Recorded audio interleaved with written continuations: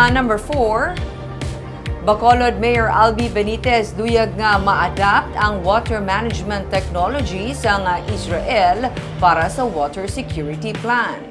Kilalang teknolohiya kag pamaagi sang pungsod Israel bahin sa water management. Isa ini sa mga naistoryahan nander Mayor Albee Benitez kag Israeli Ambassador Ilan Floss sa iya pagbisita sa Bacolod City nga karon luyag sang alkalde nga malakip sa ginagtukod nga water security plan.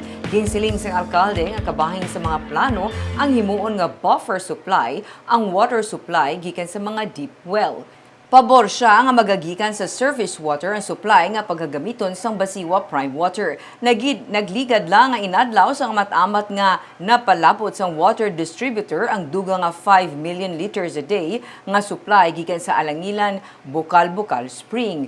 Ginapausisa na sang alkalde kung nasabat na gidman ang kakulang sang water supply sa pila ka mga lugar nga apektado. Ginabulubanta nagalabot sa 20 MLD ang water supply deficit sang Basiwa Prime Water epekto sa mainit nga panahon.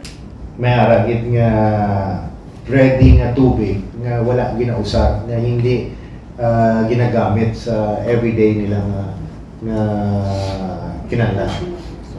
And so we are proposing, and I think this has already been communicated sa Basiwa, that ang mga deep wells naton nga ginausar to supply water hindi na pag-usaron, and that will just be the buffer stock sa aton nga water system.